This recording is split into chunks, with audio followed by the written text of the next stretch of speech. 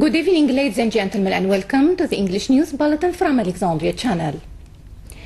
A source from the Interior Ministry has declared that no official statement has been issued by the ministry regarding the dispersal of the sit-ins held by supporters of deposed President Mohamed Morsi in Cairo and Giza. The source said that all options are on the table, affirming that security forces have recently intensified their presence around the sit-ins. The informed Interior Ministry source confirmed that the presence of security troops has been enhanced in the vicinities of the pro-Morsi sit-ins in Cairo and Giza. Reinforcements have been sent in front of the Giza Security Directorate and above Al-Gama Bridge, both near Al-Nahda sit-in, the source said. The pro-Morsi National Alliance to support legitimacy is calling for a march in downtown Cairo in this afternoon. The march will leave from Fath Mosque in Ramses Square following noon prayers, but a final destination was not specified. They reiterate their insistence on their demands, which are the return of the legitimate president with his full powers, the constitution that the people approved, the Shura Council, and an end to the coup d'etat. The alliance will not welcome dialogue with elements that took part in the coup d'etat. The alliance went on to demand that the pro-Morsi sit-in not be dispersed by force. Media advisor to the cabinet, Sharif Shawqi, denied reports that the cabinet agreed to cut water and power supplies to protesters at both Rabaa al-Adawiyya and Al-Nahda squares. Power cuts in Rabaa al-Adawiyya come as a result of a malfunction in the electrical cable. The Egyptian cabinet condemned the sectarian clashes in Dabiya village in Upper Egypt, Bani Suef Governorate yesterday afternoon, which left 15 injured and 4 houses and a church torched. The clashes erupted following a confrontation between a member of the ultra-conservative Al-Jama'a Al-Islamiyya Islamist group and a Coptic resident of the village. At the basis of the confrontation, which was an argument over a Copt who attempted to construct a road bomb in front of his house. Other members of Al-Jama'a Al-Islamiyya joined the fight against the Coptic residents. Security forces intervened to end the clashes, and the civil defense forces controlled the fire. Coptic Pope Tewodros II has reportedly cancelled church meetings as attacks against Christians continue.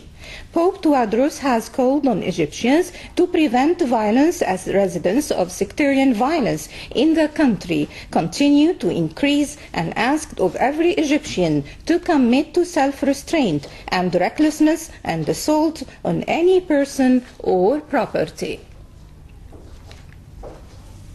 Advisor to the Grand Imam Al-Azhar Muhammad Mehanna uncovered that till now contacts were not made with parties that will be invited to hammer out a solution to the current political crisis in Egypt. He added that the invitation is open to all parties for the interest of Egypt and its people, confirming Al-Azhar's keenness to overcome the current serious situation to prevent bloodshed.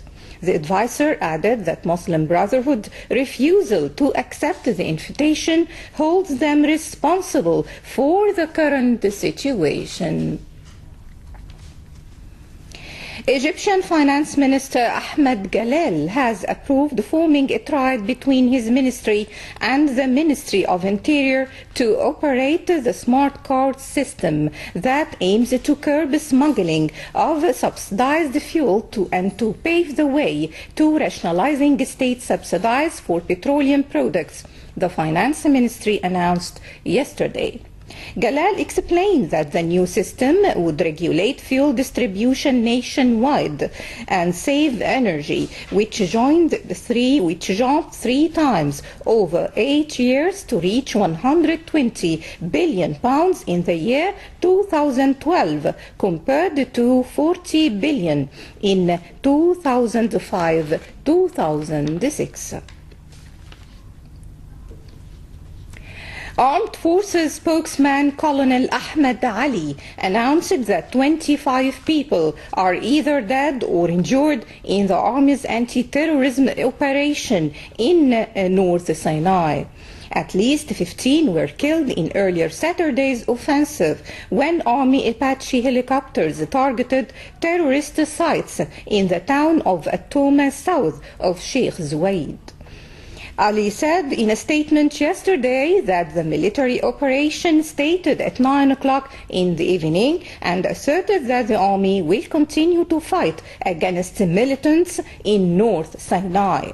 Meanwhile, the army continued to fire on yesterday on what it describes as terrorist sites in North Sinai as part of a recent military crackdown on militants in the Restif Peninsula. The army bombed several four-wheel drive vehicles in the town of Atoma and Gama'an south of Sheikh Zayed, saying militants used them to attack security sites. The army's Apache helicopters continue to hover over the area. Dozens of doctors at Alexandria University Hospital held a strike this morning calling for health reform. The protest aims to communicate to the public the reasons behind the industrial action, in addition to exposing corruption within the Ministry of Health.